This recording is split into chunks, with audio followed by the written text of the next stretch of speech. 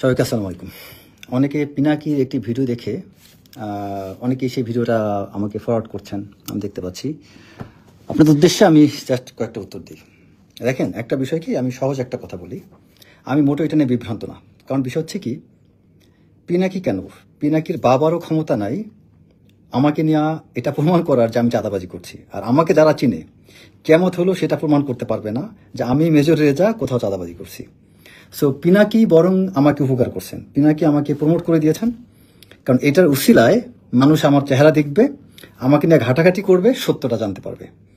একটা যে কাজটা আপনি করেন নাই সেটা প্রমাণ করার কোনো সুযোগ নাই। আমি আপনাদের সবাইকে আমি বলবো, আপনারা আমার ভিডিওটা শেয়ার করে দিয়েন সত্যটা জানানোর জন্য। পিনাকি ভট্টাচার্য তিনি অনেক বড় একটা আবেগের জায়গা দখল করে রেখেছেন বাংলাদেশের মানুষের। তিনি শেখ হাসিনার এই দমন নিপীড়নের সময় তিনি সত্যি অনেক ভালো ভূমিকা রাখছেন, সেই সত্যটাকে স্বীকার করতে হবে। অনেক বড় একটা অবদান রেখেছেন। তবে আমি পিনাকি ভট্টাচার্যকে আমি দোষ দেব না, কারণ আমার প্রতি ঈর্ষান্বিত হয়ে কিছু মানুষ পিনাকি ভট্টাচার্যকে মিসগাইড করেছেন। পিনাকি, আমি আশা করি পিনাকি দা আমার বক্তব্যটা শুনবেন এবং তিনি ভেরিফাই করবেন। প্রথমত হচ্ছে 2012 সালে আমি যখন র্যাব থেকে আমি যখন রিলিজ অর্ডার নেই তখন, এবং র্যাবে অনেকগুলো ঘটনা ঘটেছিল। র্যাবে আমার বিরুদ্ধে জিয়াউল আহসান এবং কলেজ রাশিদুল আলম কতগুলো তদন্ত করাইছিল, এবং যেহেতু জিয়াউল আহসান রাশিদুল আলম নিয়ে আমি অনেক প্রতিবাদ করেছি, তাদের ভিতরে আমাকে নিয়ে এখনো ক্ষোভ আছে, তাদের অনেক কিছু বাহিরে এখন, তাদের নিজস্ব লোকজন বাহিরে এখনো আছে। তো তখন আমার সেই সময়টায় আমাকে তারা একটা পর একটা ট্র্যাপে ফেলতে চেয়েছে। আলহামদুলিল্লাহ কোনো ট্র্যাপ সফল হয় নাই। এবং পিনাকি যে একটা ঘটনার কথা উল্লেখ করছে, একটা মিথ্যা মামলা আমার বিরুদ্ধে রাশিদুল আলম, জিয়াউল আহসান এরা দিয়েছিল।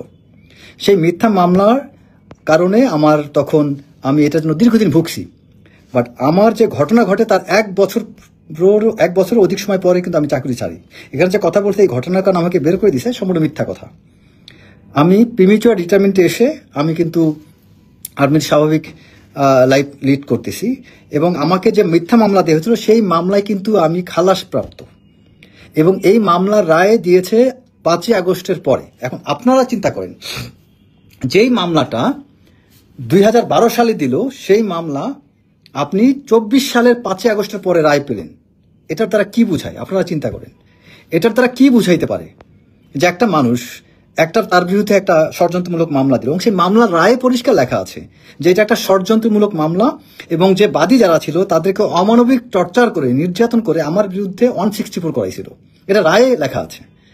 সেই মামলার সম্পর্কে উনি তথ্যপত্র না নিয়ে, আমাকে চেক না করে, আমাকে তো উনি ভেরিফাই করতে পারতেন যে আপনি যে এরকম একটা ঘটনা, এটা মানে সত্যতাটা কি।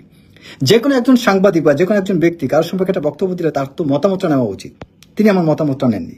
মতামতটা না নিয়ে তিনি কেন এটা করেছেন, কারণ কি, তার মধ্যে তিনি একটা অকুপাইড হয়ে আছেন, প্রিঅকুপাইড হয়ে আছেন যে আমি মনে হয় এই বর্তমানে ওনারা যে বিষয়টা আছেন আদর্শের তার বাইরে।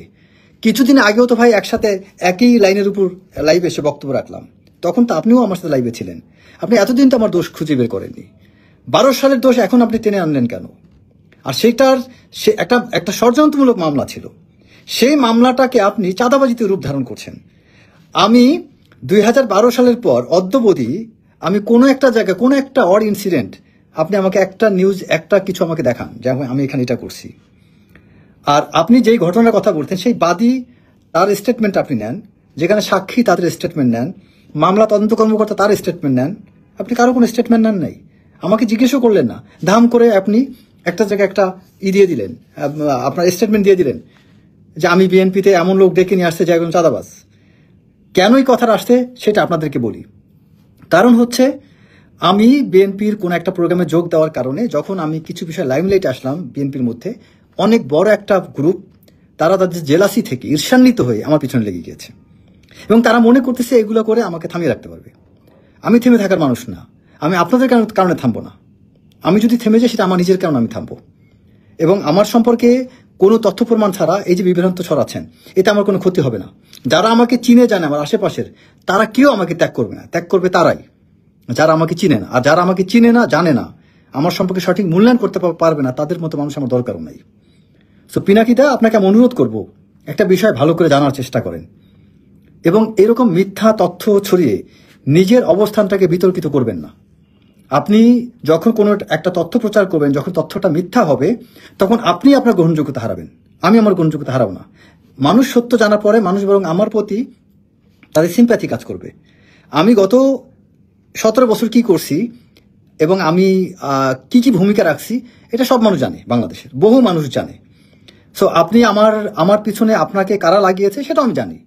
তারা এরকম করে আগাইতে পারবে না। এবং আমার আল্লাহ রহমতে আলহামদুলিল্লাহ আমি একটা জিনিস বিশ্বাস করি, আল্লাহ তাআলা যদি চায় কোনো বান্দাকে বেইজ্জতির মধ্যে ইজ্জত ঢেলে দিতে পারে। আপনি পিনাকিতে আপনারা সবাই মিলে যতই বেইজ্জতি করতে চান, আল্লাহর চেয়ে আপনি শক্তিশালী হয়ে যান নাই।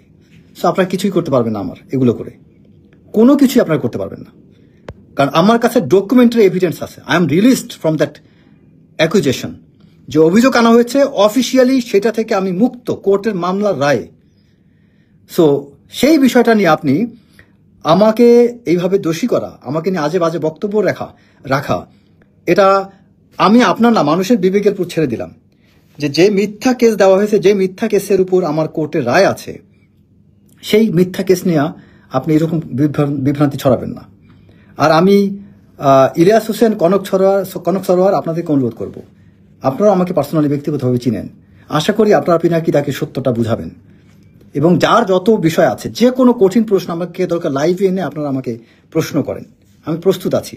আপনারা লাইভে আসেন, লাইভে এসে আমি জনসম্মুখে আমি উত্তর দেব। যদি উত্তর দিতে না পারি সারা বাংলাদেশে আমি ন্যাংটা হয়ে হাঁটবো। আমি চ্যালেঞ্জ দিলাম আপনাদেরকে, আপনারা মুখোমুখি হন আমার সাথে।